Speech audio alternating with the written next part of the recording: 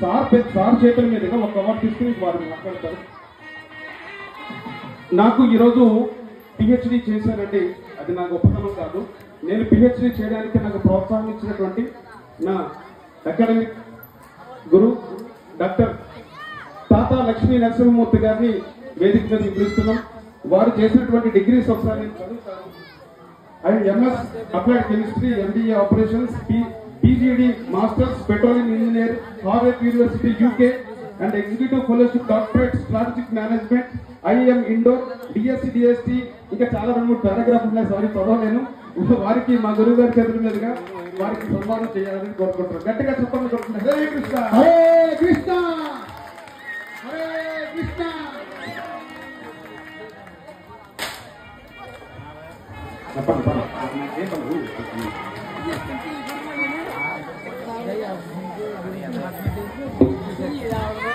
నేను 2009 నుంచి నాకు పరిచయం. మొట్టమొదటి మేము ఇద్దరం బెంగళూరులో ప్రయాణించాం. ఓటీటీకి ఆ కంపెనీ కోసలయ్య చెప్పాడు. అప్పుడు కోసలయ్య నాతో ఒక మాట అన్నాడు, నేను కాంట్రాక్ట్లో జాయిన్ అయ్యానండి అన్నాడు. నేను రెగ్యులర్ అని చెప్పాను. కానీ ఒక విషయం మర్చిపోకు కోసలయ్య, నువ్వు కాంట్రాక్ట్ అయినా రెగ్యులర్ అయినా we both are working for company.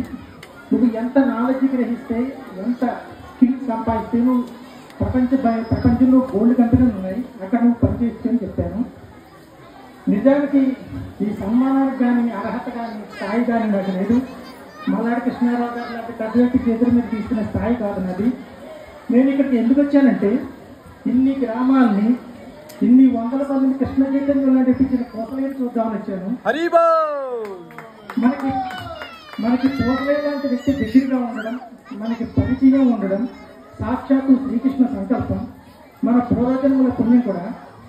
నేను కూడా ఇదే రాధాకృష్ణ మందిరం నుంచే కృష్ణ చైతన్యాన్ని ప్రారంభించాను. నేను పూసల విషయంలో బాగా టెన్షన్ పడ్డాను కొన్ని విషయాలు. అదేమిటో మీ అందరితో పంచుకుంటాను. పూసల ఆదివారం కాకినాడ ఇస్కాన్కి వెళ్ళి అక్కడ ప్రసాదం కూడా తీసుకుంటూ టైం లేక బండి మీద బీ షిఫ్ట్కి వచ్చేసేవాడు. నాకు చాలా టెన్షన్ వచ్చింది. ల్యాబొరేటరీకి వెళ్ళి ఫోన్ చేసే వరకు నాకు మనశ్శాంతి ఉండేది కాదు. పూసలయ్య ఉద్యోగంలో ఇప్పించలేకపోయాను. నేను ఇంటర్నేషనల్గా నీకు ఆనంద ఇప్పిస్తానని మొట్టమొదటి బింగర్లోనే ప్రామిస్ చేశాను. అది నెరవేర్చలేకపోతానని నేను చాలా బాధపడ్డాను.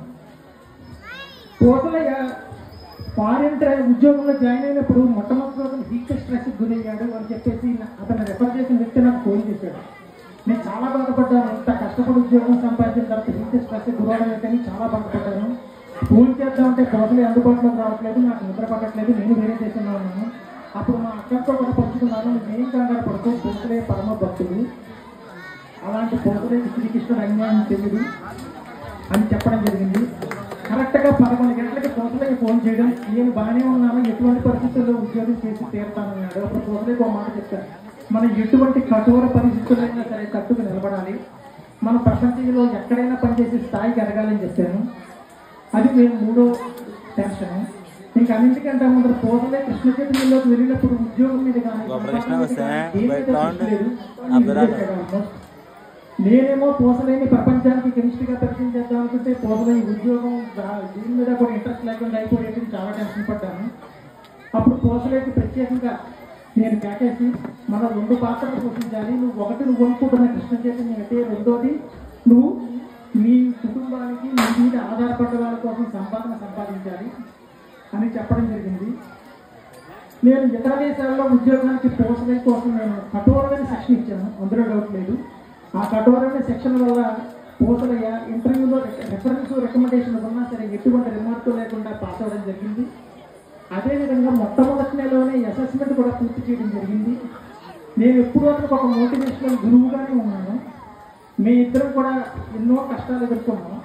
ముఖ్యంగా పూసలయ్య నాకు చేసింది ఏంటంటే, కష్టాల కడలలో కొట్టుకుపోతున్న నన్ను కృష్ణ చైతన్యంలోకి తీసుకురావాలి. ఇంకా సరదాగా చెప్పుకోవాలంటే విషయాలు టైం ఇస్తే చెప్తాను. పూసలయ్య నేను బింగర్ టు బింగ్స్ అని చెప్తాను. అంటే బింగర్లో మొదలైన మన ప్రయాణం బింగ్స్తో అవుతుంది అంటాను. ఆ బింగ్స్ ఏమిటో పూసలయ్య కూడా తెలియదు. ఎందుకంటే పూసలయ్యని జిఎస్పీసీ ఇంటర్వ్యూకి వెళ్ళినప్పుడు నేను పూసలయ్య గుజరాత్ వెళ్ళగలడా లేదని నాకు ట్రై చేసి పూసలయ్యతో నేను ఇంటర్వ్యూ పెట్టుకోవడం జరిగింది. ఇక 2వ ఇంటర్వ్యూలో నేను పూసలయ్య విడివిడిగా అయ్యాం. పూసలయ్య బొంబాయి ఎయిర్పోర్ట్ లో ఎక్కడ పడుకుంటాడో లోకొచ్చి ఆ రోజు రాత్రి అంతా నేను వెలుగుగా ఉంటే పూసలయ్యకి ఫోన్ చేశాను. ఇక పూసలయ్య కష్టపడుతున్నాడు అని చెప్పేసి నేను మొట్టమొదటి పూసలయ్య కంటే ముందర నేను ఉద్యోగానికి వెళ్ళడం జరిగింది జీఎస్పీసీ నుంచి. అప్పుడు నాకు ఇంటి దగ్గర నుంచి వాళ్ళ అక్క అంటే మా వైఫ్ ఫోన్ చేయడం జరిగింది. పూసలయ్య చాలా కష్టపడుతున్నట్ట, 2 షిఫ్ట్లు వేస్తున్నట్ట అని అడగడం జరిగింది. నేను అక్కడ కొత్తగా చేయని ఉద్యోగం బాగున్నా నాకు ఆనందం కలగలేదు. ఎందుకంటే పూసలయ్యకి ఆనందాన్ని తెప్పించలేకపోయానన్న బాధ వెంటాడింది. అయితే రెండోసారి వచ్చిన వెంటనే పూసలయ్యకి ఇండియాలోనే ఎఫ్పిఎస్ఓలో ఉద్యోగం వెతకడం జరిగింది. పూసలయ్య చాలా హ్యాపీ తెలియదు. ఎందుకంటే నాకు ఎక్కువ ఆనందం వస్తుంది. దీనికి వచ్చినట్టు 28 రోజులు కృష్ణ చైతన్యంలో ఉంటాను, 28 రోజులు ఉద్యోగం చేసుకుంటానని చెప్పడం జరిగింది. అయితే నేను మాత్రం హ్యాపీ ఫీల్ అవ్వలేదు. ఎందుకంటే పూసలయ్య ఇంటర్నేషనల్ ఫ్లైట్ ఎక్కించాలి, పూసలయ్య ఇంటర్నేషనల్ హోటల్లో స్టే చేయాలి, ఇంటర్నేషనల్ జాబులో పెంచాలి, డాలర్లు తెచ్చుకోవాలి. అది నా ఇంటెన్షన్. అది ఖచ్చితంగా వెంటనే ఇమీడియట్గా ఆపరేషన్ కూడా చేయడం ఈ మొట్టమొదటి వచ్చిన ఉద్యోగానికి కాదని కతార్ ఫ్లైట్ ఎక్కడం జరిగింది. అయితే పూసలయ్య నేను కూడా చాలా కష్టపడ్డాను. మనం ధర్మాన్ని పాటిస్తున్నాం, దైవాన్ని నమ్ముకున్నాం, మన జీవితంలో కూడా వెలుగు వస్తుందని చెప్పడం జరిగింది. పూసలయ్యతో ఎప్పుడో అంటూ ఉండేవాడు, కష్టాల్లో ఉన్నప్పుడు కష్టపడాలి, కష్టాలు తట్టుకోవడానికి కష్టపడాలి, కష్టాల నుంచి బయటపడడానికి కష్టపడాలి, సుఖపడడానికి కష్టపడాలి, సుఖాలను నిలబడడానికి కష్టపడాలి అని చెప్పడం జరిగింది. కాబట్టి మనిషి ఎప్పుడు కష్టపడాలని జరిగింది. అయితే పూసలయ్యని ఉద్యోగరీత్యా నేను మరి ఉన్నతమైన స్థానాల్లో చూడదలుచుకున్నాను. అంతవరకు పూసలయ్యని వదిలే సమస్య అయితే లేదు. ఏదైనాను నేను అనుకున్న స్థాయి ఏమిటో పూసలయ్య కూడా తెలియదు.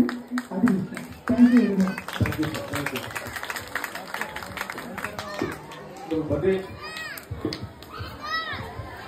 బుద్ధి గారు 2 నిమిషాలు మాట్లాడతారు.